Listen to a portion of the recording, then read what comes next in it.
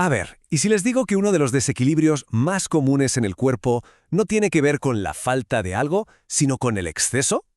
Hoy vamos a meternos de lleno en la hiponatremia, una condición que, ojo, es mucho más que un simple número bajo en una analítica. Es algo silencioso, pero con consecuencias que pueden ser muy serias. Y para que nos hagamos una idea de la magnitud del problema, hablamos de un 35%. Un 35% de los pacientes hospitalizados la tienen. Es una cifra enorme, mucho más alta de lo que la gente suele pensar de verdad. Pero aquí viene lo más importante, el verdadero quid de la cuestión.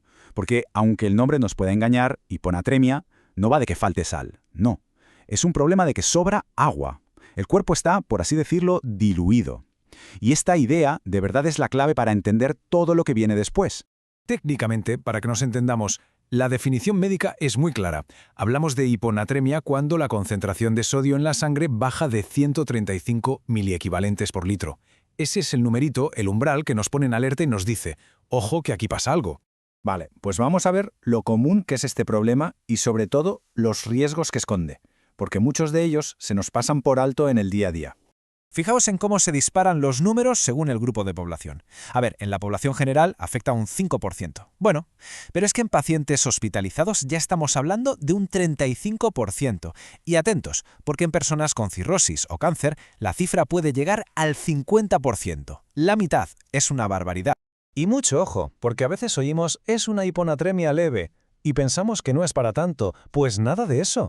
Incluso una bajada pequeña de sodio puede causar problemas cognitivos, de memoria, dificultades para caminar, lo que lleva, claro, a más caídas y, por tanto, a un riesgo mucho mayor de fracturas. De hecho, es que ya se está viendo que es una causa secundaria de osteoporosis. Poca broma. Pero ¿cómo es posible que el cuerpo llegue a este estado, a esta especie de inundación interna? Vamos a ver qué es lo que falla para que se produzca este desequilibrio. Hay una frase en los estudios que lo clava. De verdad, dice que la hiponatremia es un exceso de agua en relación con los niveles de sodio y potasio. O sea, volvemos a lo mismo, el problema no es que falte sal, es que hay demasiada agua. El cuerpo está diluido, está encharcado, esa es la imagen. Y en toda esta historia hay una protagonista clara, la hormona antidiurética, la ADH. Pensemos en ella como si fuera el jefe de fontanería del cuerpo. Es la que le dice a los riñones, oye, cierra el grifo, que hay que guardar agua. El problema viene cuando este jefe se vuelve un poco loco y ordena retener agua cuando no toca. El resultado, hiponatremia. Bueno, y para complicarlo un poquito más, pero que es fundamental para el diagnóstico, la hiponatremia no es toda igual. Se divide en 3 tipos, dependiendo de cómo esté el cuerpo de líquido en general. Vamos a verlos. A ver, tenemos la hipovolémica. Aquí el cuerpo ha perdido tanto agua como sal, pero ha perdido más sal que agua. Un ejemplo típico, una gastroenteritis con muchos vómitos. Luego está la euvolémica. Aquí el volumen de líquido total parece normal, pero en realidad el cuerpo ha acumulado agua sin acumular sal. Un ejemplo, el famoso SIADH o beber una cantidad de agua exagerada. Y por último, la hipervolémica. En este caso, el cuerpo está hinchado, ha acumulado tanto sal como agua, pero ha ganado mucha más agua que sal. Esto es muy típico de la insuficiencia cardíaca o la cirrosis. Claro, a medida que el sodio baja, el cuerpo empieza a protestar y aparecen los síntomas. Y es que es importantísimo conocer estas señales de alarma y los peligros, porque el peligro no está solo en la propia hiponatremia, sino, como veremos, también en cómo la tratamos. El problema de los síntomas es que al principio son súper ambiguos. Hablamos de náuseas, dolor de cabeza, sentirse débil, estar un poco confuso, cosas que se pueden achacar a 1000 otras historias. Y eso, claro, complica mucho el diagnóstico. Ahora bien, si la cosa se pone seria, si el sodio baja mucho o muy deprisa, entonces ya hablamos de convulsiones e incluso de coma. Y volviendo al tema de las caídas, fijaos en los datos del estudio Rotterdam, que son clarísimos.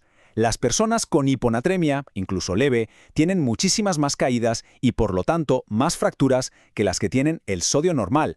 Los números no mienten, la conexión es directa. Pero entonces llega la pregunta del millón. Vale, el sodio está bajo, ¿qué hacemos? Lo subimos y ya está, ¿no? Pues cuidado. ¿Qué pasa si lo corregimos demasiado rápido? Porque aquí, justo aquí, es donde nos encontramos con uno de los mayores peligros de todos. La respuesta tiene un nombre que asusta: síndrome de desmielinización osmótica. Para entenderlo, la analogía de la esponja es perfecta. Imaginaos que el cerebro es una esponja que lleva semanas metida en un cubo de agua. Está acostumbrada a ese exceso de líquido. Si de repente sacamos la esponja y la estrujamos a lo bestia para secarla de golpe, ¿qué pasa? Que la destrozamos. Pues con el cerebro pasa algo parecido. Un cambio tan brusco puede provocar un daño neurológico permanente, devastador. Y esto nos lleva directamente a la parte final, porque tratar la hiponatremia es, literalmente, como caminar por la cuerda floja. Un paso en falso y las consecuencias son gravísimas. Es un acto de equilibrio de altísimo riesgo. Lo primero, y lo más lógico, es ir a la raíz del problema. Es decir, tratar la causa que lo está provocando. ¿Qué es un medicamento? Pues hay que quitarlo o cambiarlo. ¿Qué es por una enfermedad de base? Pues hay que tratar esa enfermedad. A veces, solo con eso el problema se soluciona. Pero, ¿y en una urgencia? Cuando hay síntomas graves, ahí no hay tiempo que perder. Se actúa rápido. Se pone un suero salino hipertónico, muy concentrado, para subir el sodio solo un poquito. Lo justo y necesario para que baje la hinchazón del cerebro y salvar la situación. Pero es una maniobra de precisión quirúrgica. Hay que respetar unos límites de seguridad súper estrictos y estar midiendo el sodio constantemente. Y aquí está el gran dilema. Por un lado, tienes que actuar para frenar el edema cerebral, pero por el otro, si te pasas de rápido, provocas el síndrome de desmielinización. Por eso existe una regla de oro, una línea roja que no se puede cruzar, no subir el sodio más de 8 o 10 puntos en las primeras 24 horas. El margen de maniobra, como se ve, es mínimo. Al final, todo se resume en una frase que es la pura verdad del asunto. Tratar la hiponatremia es un pulso constante entre los riesgos de la propia enfermedad y los riesgos de la terapia que le pones para curarla. Es una balanza muy, muy delicada. Venga, vamos a quedarnos con las ideas clave. Primera, y fundamental, hiponatremia es igual a exceso de agua, no a falta de sal. Segunda, no hay casos leves que no importen, todos conllevan riesgos. Tercera, puede aparecer por un montón de motivos distintos. Y cuarta, el tratamiento es un ejercicio de funambulismo médico para no causar un mal peor. Y para terminar, lanzo una pregunta al aire, para que le demos una vuelta.